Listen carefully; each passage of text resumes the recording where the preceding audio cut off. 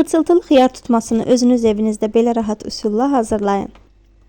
Bu bankadan istifadə edəcəm. Bankanın içərisinə 2 ədəd dəfnə yarpağı, biraz şüyüd, biraz yaş nanə əlavə edirəm.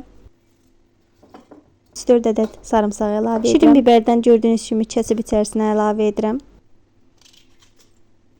Zövqümə görə acı biber əlavə edirəm. Biraz dənə istiot əlavə edirəm içərisinə və xiyarın baş hissəsini kəsib sonra isə bankanın içərisinə yığıram.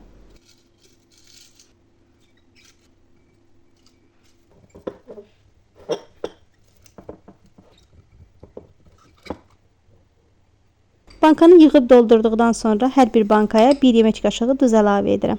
Sonra isə qaynar halda olan qaynar suyu içərisinə əlavə edirəm dolana qədər.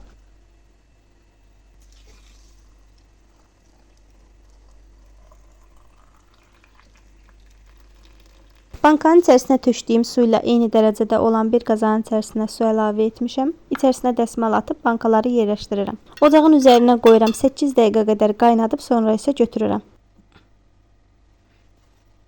Hər bir bankanın içərisinə 1 çay qaşığı uksus əlavə edirəm.